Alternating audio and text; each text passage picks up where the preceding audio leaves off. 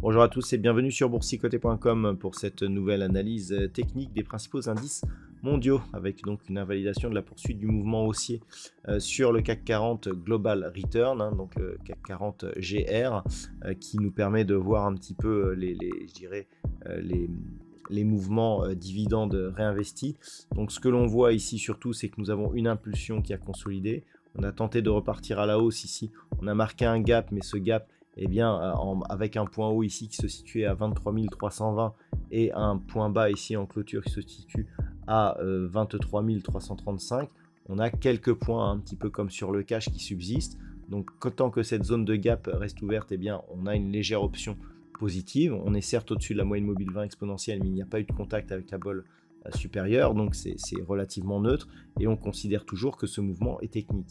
Il y aurait vraiment reprise d'une dynamique haussière en cas de rupture de cette zone des 24 000 points sur ce CAC 40 donc GR, alors que une rupture de cette zone de point bas ici des 22 875 eh bien, pourrait nous donner un signal de poursuite baissière, puisque nous aurions dans ce cas deux zones de point haut qui seraient donc baissières en progression et deux zones de point bas qui seraient dans le même état. Donc cela voudrait dire que nous sommes toujours dans une continuité baissière vu la loi de Dow.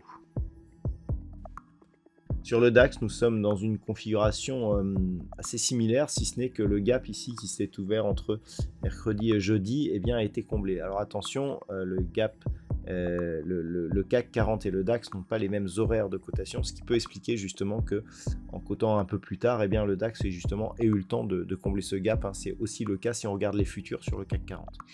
Donc globalement, ça nous montre que par contre, sur le DAX, là, ce qui n'est pas présent sur le CAC 40, c'est que on a inscrit un nouveau plus haut et on est quasiment ici au contact de la bolle supérieure. Donc là, clairement, on peut valider une poursuite du mouvement haussier, puisque nous avions aussi cette tendance, une phase de consolidation. Et là, on est revenu casser les plus hauts que nous avions eu ici. Et ensuite, on rafraîchit ici donc ce plus haut et on inscrit encore un nouveau record. Donc clairement, on reste dans une tendance haussière à partir du moment où on a un nouveau record historique sur un indice, ça veut dire qu'on est haussier à tous les niveaux.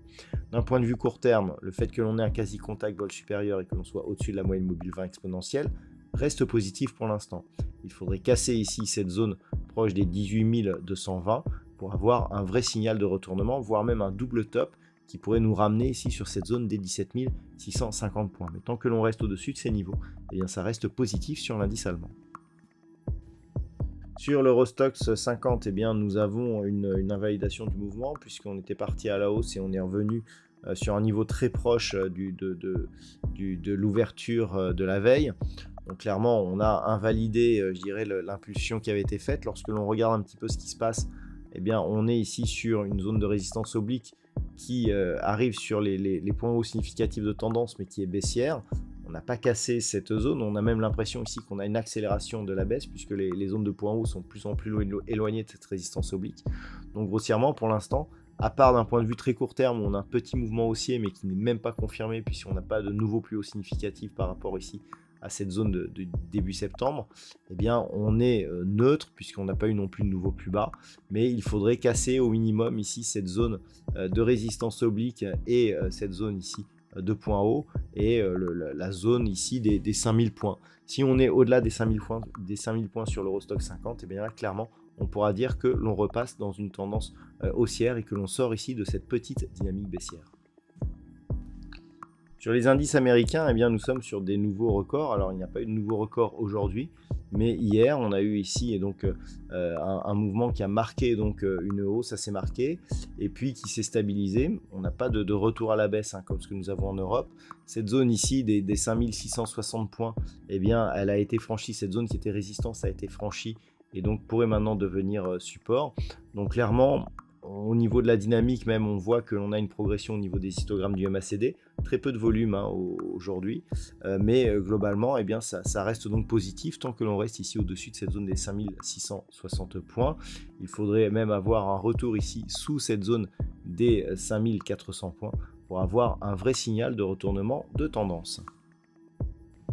Au niveau du Nasdaq, pas non plus de nouveaux records, mais par contre une tendance qui est en train de se réorienter. Vous voyez ici par rapport à cette zone de point haut qui avait été marquée donc le 22 août, on l'a légèrement rafraîchi. Donc globalement c'est assez positif, même si on est très hésitant. Il faudrait confirmer ici cette cassure donc des 19 950 pour avoir une probabilité de revenir ici sur cette zone de record qui se situe, je le rappelle, à 20 680 points. C'est une zone de record historique, donc on est non plus, même si on n'a pas rafraîchi le record, on n'en est pas loin. Mais en gros, tant que l'on reste ici au-dessus des 19 540 points, eh bien ça reste positif pour le Nasdaq. Puis enfin, pour le Nikkei, eh bien, on est resté ici sous cette zone des 38 160 points. On avait tenté ici une cassure, mais suite à l'ouverture ici de ce gap le 4 septembre, eh bien, on est redescendu donc sur un contact bol inférieur. On a cassé donc la moyenne mobile 20 exponentielle. Donc là, on sort un petit peu de la zone dangereuse et on revient ici au contact de cette zone ici des 38 160 points. Toujours est-il que on reste dans un flux qui est pour l'instant baissier d'un point de vue court terme, depuis notamment cette impulsion, mais d'un point de vue un peu plus moyen terme, le fait ici que l'on ait deux zones de points bas significatifs qui soient plutôt en progression haussière, va dans le sens d'un possible retournement de tendance. Pour cela, il faudrait casser ici cette zone proche des 39 000 points pour repasser dans un flux haussier et revenir ici au contact de cette zone au-delà des 40 000 points, donc menacer ce dernier record historique sur le Nikkei. Voilà donc ce que l'on peut dire sur l'analyse technique de ces principaux indices de marché. Je vous souhaite de passer un très bon week-end. On se retrouve dès la semaine prochaine pour d'autres analyses techniques, toujours sur le site boursicoté.com.